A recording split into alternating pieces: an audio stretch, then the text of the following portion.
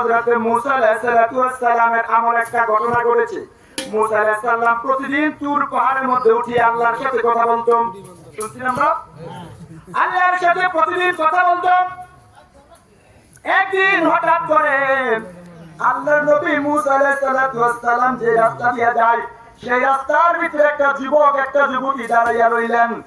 ওই যুবক যুবতীটা দাঁড়াইয়া বলতেছে, এই রাস্তা দিয়ে আল্লাহর নবী মুসা আল্লাহর সাথে প্রতিদিন তুর পাহাড়ের মধ্যে উঠে কথা বলতে যায়, আল্লাহর সাথে প্রতিদিন কথা বলে। আমরা দুজন স্বামী স্ত্রী আল্লাহর নবী মুসার কাছে একটা আরবি পেশ করব, দেখি মুসা আলাইহিস সালাম আল্লাহর দরবার থেকে আমাদের জন্য কি ফয়সালা নিয়ে আসে। আল্লাহর নবী মুসা যখন ওই রাস্তা দিয়ে যাইতে লাগলেন, ওই যুবক যুবতী স্বামী স্ত্রী দাঁড়িয়ে রইলেন। দাঁড়িয়ে থাকার পরে আল্লাহর নবী মুসাকে দেখার পরে বলতেছেন, হে আল্লাহর নবী মুসা, আপনি প্রতিদিন তুর পাহাড়ের মধ্যে গিয়া আল্লাহর সাথে কথা বলেন। আজকে আপনার কাছে আমাদের একটা আরজি পেশ করলাম, আপনি আপনার আল্লাহর কাছে গিয়ে আমাদের আরজিটুকু পেশ করবেন। আরজিটুকু পেশ করার পরে আল্লাহ কি ফয়সালা আমাদেরকে জানিয়ে দিবেন। আপনি না আসা পর্যন্ত আমরা স্বামী স্ত্রী যুবক যুবতী রাস্তার মধ্যে দাঁড়িয়ে থাকবো। আল্লাহর নবী মুসা এই কথাটুকু শোনার পরে বলতেছে, যুবক, এই যুবতী, তোমাদের কি মনে রাখি আমাকে একটু জানাইয়া দাও, আমাকে একটু বলে দাও। ওই যুবক যুবতীকে আল্লাহর নবী মুসাকে বলতেছে, হে আল্লাহর নবী মুসা, আমরা বিবাহ বন্ধনে আবদ্ধ হয়েছি, শরীয়ত সম্মত অনেক দিন হয়ে গেছে। আজকে অনেক দিন যাবত আমাদের গর্ভে একটা সন্তান আসতেছে না। আল্লাহ রাব্বুল আলামিন আমাদের রিজিকে সন্তান আজ রাখছে কি রাখে নাই, দিবে কি দিবে না, এই জিনিসটা আপনার কাছে একটু জানাইয়া দিবেন। আপনার আল্লাহ কি ফয়সালাটুকু করে দেয়, ওই জিনিসটি শোনার জন্য আমরা অপেক্ষায় দাঁড়িয়ে থাকবো। আল্লাহর নবী মুসা ওই যুবক যুবতীর কথাটুকু শুনিয়া তুর পাহাড়ের মধ্যে চলে গেল। তুর পাহাড়ের মধ্যে গিয়ে আল্লাহর সাথে কথা বললেন। ওই যুবক যুবতীর কথা বলতে ভুলে গিয়েছেন, চলে আসলেন। আসার পরে জিজ্ঞাসা করলেন, দেখা হলো? বলে নাই, মনে নাই, বলে এসেছি, বলতে মনে নাই, আগামী দিন বলবো। এরকম করতে করতে একাধিক দিন যখন চলে গেল, হঠাৎ করে ওই যুবক যুবতী মুসা আলাইহিস সালামের সাথে রাগান্বিত অবস্থায় একটা ব্যবহার করলেন। রাগান্বিত অবস্থায় ব্যবহারটুকু করার পরে আল্লাহর নবী মুসা ক্ষিপ্ত হয়ে গেলেন। নবীদের মধ্যে সবচেয়ে গরম মেজাজের নবী হযরত মুসা। কে? হযরত মুসা।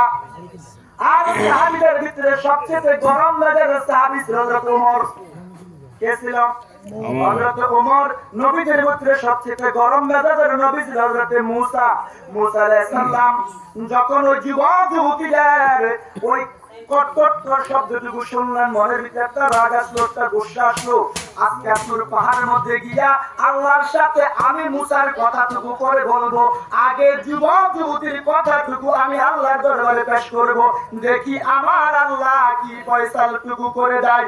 মুসা আলাইহিস সালাম যখন তুর পাহাড়ের মধ্যে চলে গেল, তুর পাহাড়ের মধ্যে যাওয়ার পরে মুসা আলাইহিস সালাম যে খাজুর গাছের গোড়ার মধ্যে বসতো, দাঁড়াইতো, ওই খাজুর গাছের গোড়ার মধ্যে বসলো। খাজুর গাছের মাধ্যম দিয়া আল্লাহ তাবারক তাআলা মুসা আলাইহিস সালামকে সালাম দিল।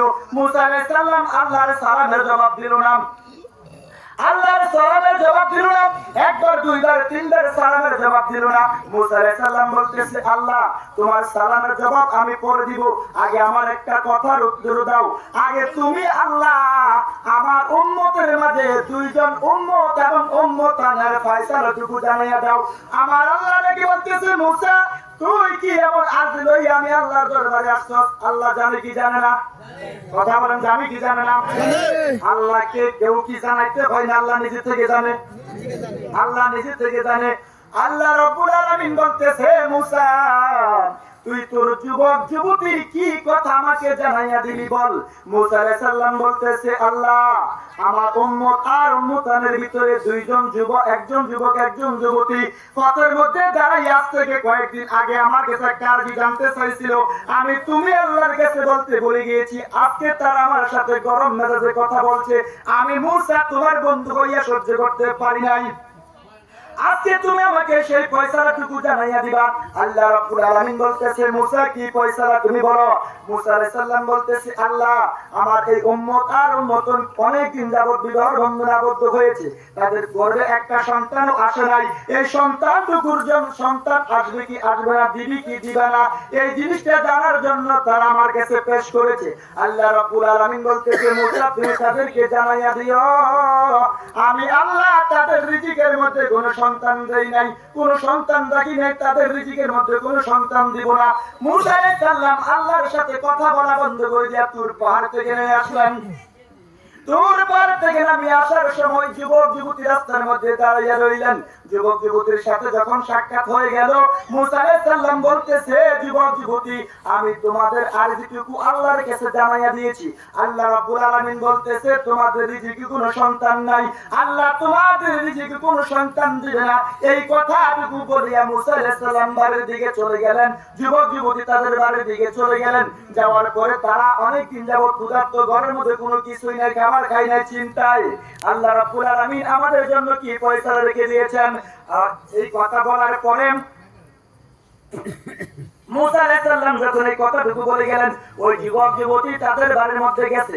বাড়ির মধ্যে যাইয়া তাদের ঘরের ভিতরে কিছু গমের গুঁড়ি আছে, আটা আছে, ওই আটা দিয়ে তারা কি করলেন কিছু রুটি বানাইলেন। কিছু রুটির ভিতরে সংখ্যা উল্লেখ করা হয়েছে তিনটা, ছয়টা, স্বামীর তিনটা, স্ত্রীর তিনটা, তিনটা 6টা রুটি বানানো হলো। 6টা রুটি বানাইয়া যখন দুজনে একটা প্লেটের মধ্যে লইয়া খাইতে বসলেন, এমন সময় একটা পাগলা আসিয়া ঘরে দরজার সামনে দাঁড়াইয়া রয়েছেন।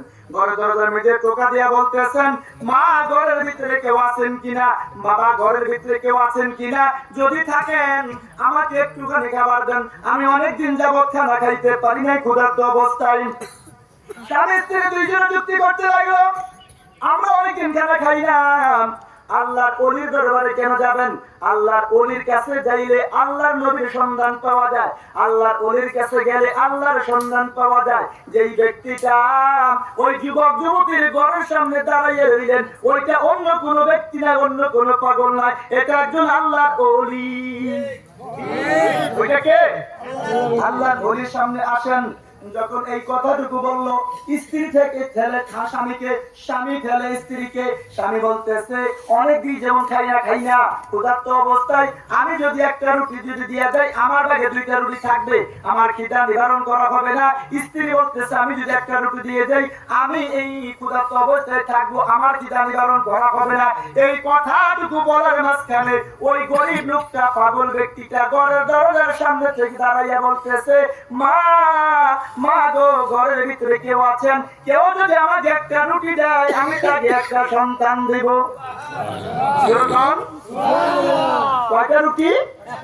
সন্তান কয়টা? ওই পাগল ডাকিয়ে বলতেছে আমাকে কেউ যদি একটা রুটি দেয় আমি তাকে একটা সন্তান দিব, কেউ যদি আমাকে 2টা রুটি দেয় আমি তাকে 2টা সন্তান দিব। এই কথা বলার পরে স্ত্রীর মন নরম হয়ে গেল, মহিলাদের মন নরম হয়ে যায়, মা জাতি যারা আছে তাদের মন কিন্তু নরম হয়ে যায়। একটা ভিক্ষুক আসিয়া আমাদের ঘরে দরজার সামনে যদি দাঁড়াইয়া বলতে থাকে মা অনেকদিন হয়েছে খানা খাই না, পেটে খিদা থাকলে 2 ভাত দেন। দেয়নি, কথা বলেন দেয়নি। মা জাতির মন নরম হয়ে যায়। ওই পাগলা যখন এই কথাটুকু বললো মা জাতির মনটা নরম হয়ে গেল, ওই যুবতীটার মনটা নরম হয়ে গেল। 2টা চোখের পানি ছেড়ে বলতেছে স্বামী রে আমি যদিও বা ক্ষুধার্ত অবস্থায় থাকি আমার কোনো আফসোস নাই। ওই পাগলা বলেছে কেউ যদি পাগলাকে একটা রুটি দেয় তাহলে একটা সন্তান দিবে। স্বামী দেখে বলতেছে স্ত্রী রে ওই পাগলের কথা শুনিস না, পাগল কত রকম কথা বলতে পারে, যে জায়গার ভিতরে আল্লাহ রাব্বুল আলামিন আল্লাহর নবী মুসাকে দিয়ে ঘোষণা করে দিয়েছেন আমাদের রিজিকে কোনো সন্তান নাই, তাহলে ওই পাগলা কোত্থেকে আমাদেরকে সন্তান দিবে? ঠিক যখন এই কথাটুকু বললো, ওই কথাটুকু বলার পরে ওই যুবতীটা কি করলেন স্বামীর সাথে কথা তর্ক বিতর্ক করতে করতে নিজের রুটি থেকে 3টা রুটি থেকে একটা রুটি পাগলাকে দিয়ে ফেলছেন। পাগলাকে যখন একটা রুটি দিয়ে ফেললো পাগলা খাইলো, খাইয়া দুইটা হাত তুলে আল্লাহর কাছে দোয়া করলো, আল্লাহ আমার যে কাজটা করার ছিল আমি করেছি, বাকি কাজটা তুমি করবা। তাদের রিজিকে যদি সন্তান যদি নাও থাকে আমি সেটা বুঝবো না, যদি থাকে সেটাও বুঝবো না, আমি তোমার বন্ধু হইয়া তোমার কাছে যুবতীর জন্য একটা সন্তানের দাবি জানাইছি। আল্লাহ আল্লাহর ওলিদের দোয়া কবুল করেনি, করতে পারেনি। সে কি আসলে কি পাগল ছিল না আল্লাহর ওলি ছিল? আল্লাহর ওলি ছিল। এই কথাটুকু বলিয়া যখন কি করলাম ওই